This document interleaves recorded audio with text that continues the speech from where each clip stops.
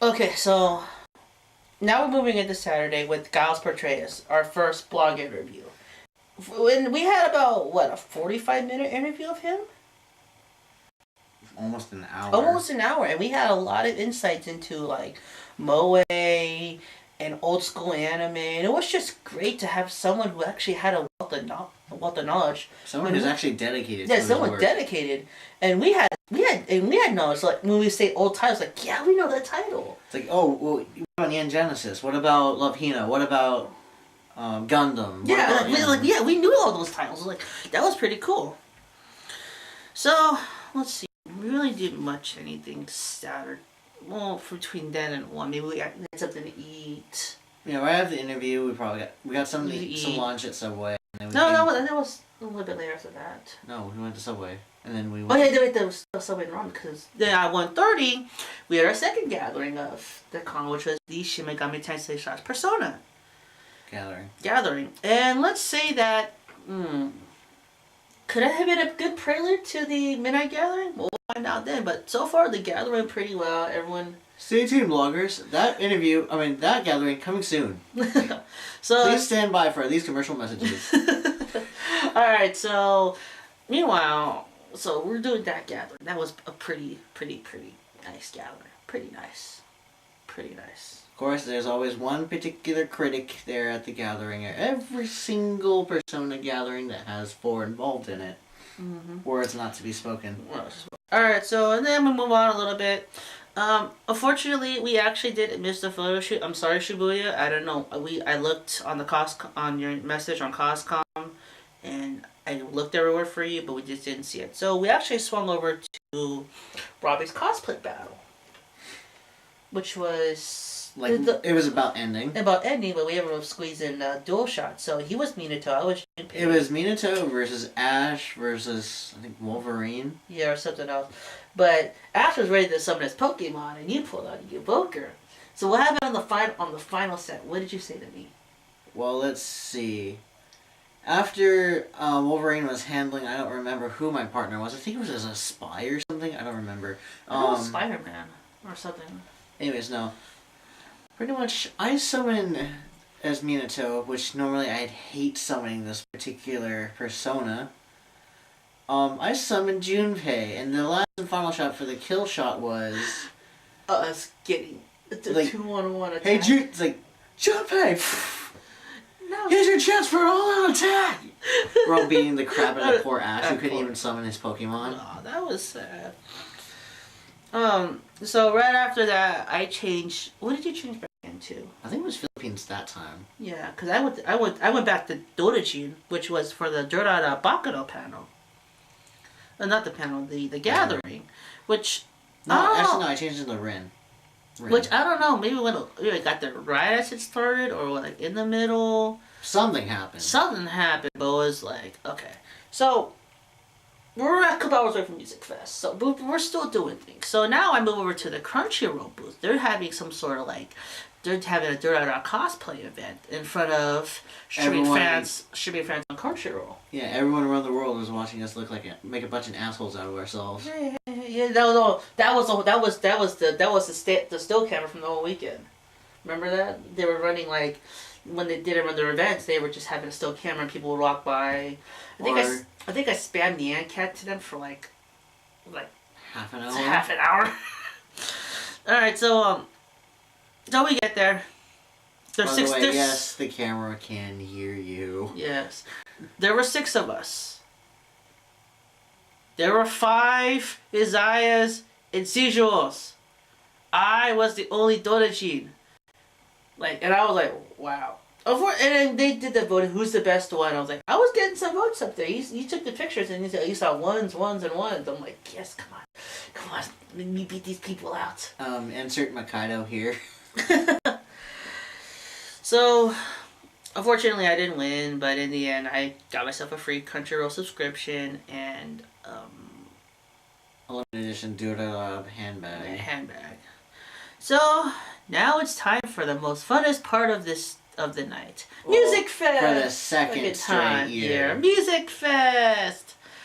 Petition for a third year, please. Everyone, like I said, I'm going to probably post the link below here again. So petition for a third year for Flo to come back. And Alec, yeah.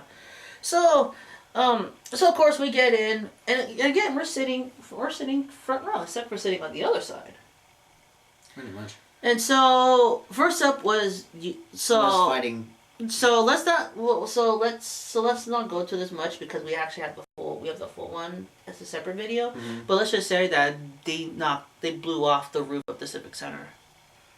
They blew off the roof. It's like winning.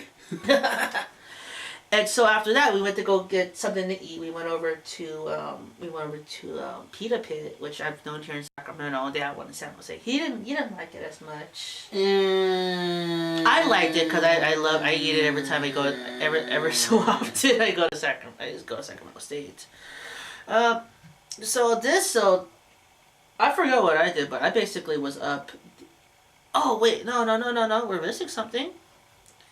The Midnight Gathering.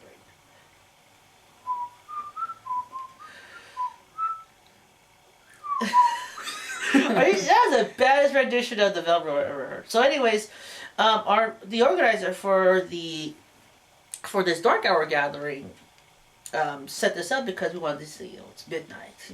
The con's running 24/7. This is the only con you can actually do some sort of gathering.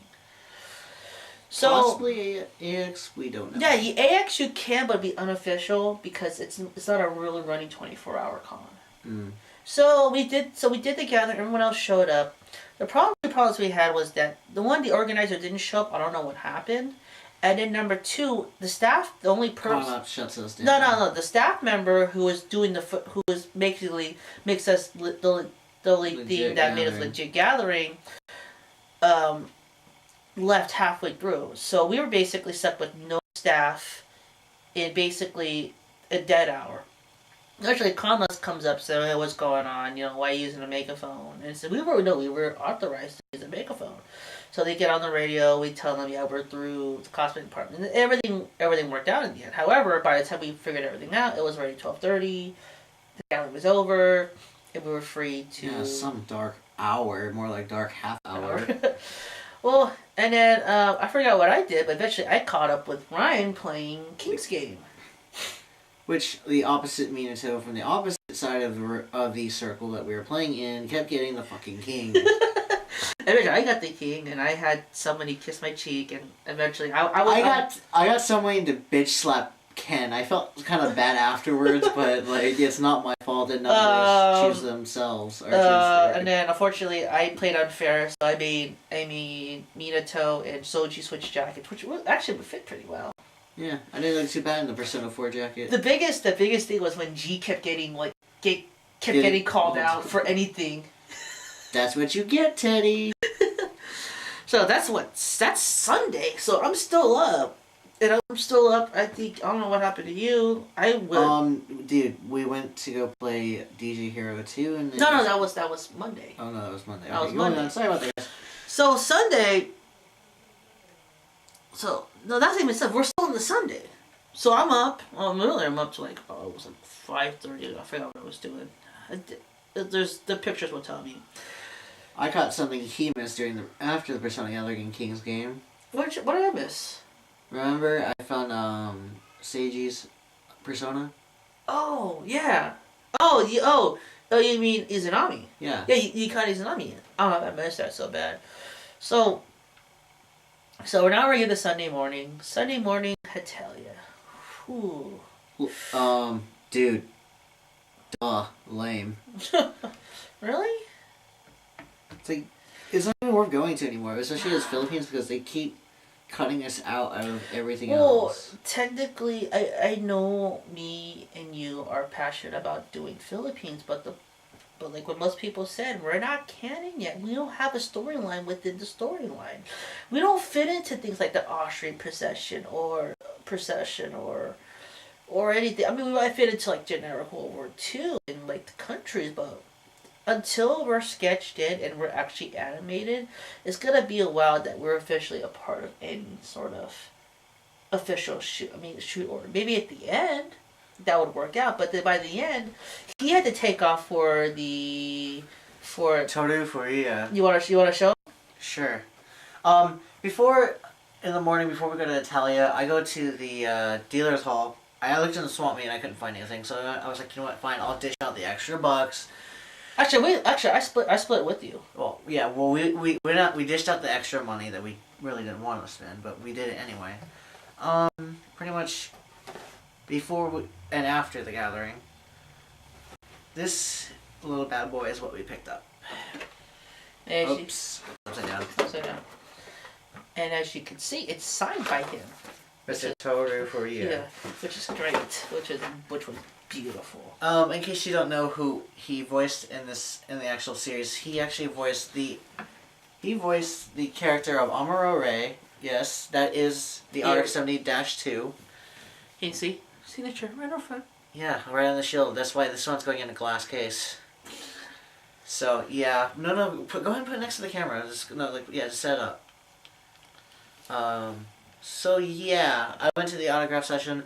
That took quicker than I expected, especially for a guy who's iconic especially for Armor Ray. Mm-hmm. So I only wasted like 15 minutes getting that done. Yeah, compared to like what Flo Nuya, which was later on. Like, that took a whole 2 hours to get through. Anyways. All right, so now we're moving into the afternoon, and this is our second interview with Rick Myers. Rick Myers was a pretty cool guy. Yeah, me and Tom cut that one pretty close. Yeah, but really, Rick Myers, we were talking about Masquerade, dealers, charity auction. We were talking about his kung fu movies. Talking about Kung Fu Panda, which just came out. 2, which just Last came Friday. out. So we rested around a little, and then we have our third and final interview, which is our first Japanese guest of honor, Gashicon. Oh boy. Woo! Whew, that was sweating bullets the whole entire interview. I was sweating bullets the whole interview. But let's see. 1 mistake. 2 mistakes. 3 mistakes. We didn't make much mistakes, but it's... yeah, don't put it like that. So, now we get to the Gashicon interview, and that went pretty well. So now, I'm ready for so you went to go do Melancholy. Which was, again, I was quite surprised with the turnout. You were surprised, just surprised, or actually surprised? I was really surprised. Like there were a lot of people who showed up? Not as much as last year's gathering, but they started without me, even though I was there on time. But that's okay. I trust Elite Slayer, our other member, Robbie Pleasant, with the gathering. So and then that goes on for about 20 minutes. Yeah. Meanwhile, I'm sitting at the Flow Q&A panel taking pictures, and seeing them once again, and hoping that I could have won one of those towels that they were signing, and I'm like, wow. So now it's about 3 o'clock, and we get to the charity auction, which I've been a major impact in maybe for the past 3-4 years. While he's doing charity auction, I'm epically winning as Keitaro in the second edition of Robbie's cosplay battle. So let me explain that one before we get into charity auction. Okay, go ahead. I only won one battle the first time that he did it on Saturday. Coming into Sunday, my body was ready. So I dressed up as Keitaro and said, hey, I gotta go back down for the gathering. So first opponent was Bass from, I forget his last name, but he's from Dead or Alive. He goes for a punch. I am acting all scared like Taro normally would when Naru tries to punch him. I go for a pass by him, turn around, give him the old Naru punch, and then I'm standing on his back, Tama-chan's hanging out on his head, so that's cool. That second round was, who was it? Do you remember who I told you it was? I forgot. But basically, tell me how it went. Oh, come on. I know who it was.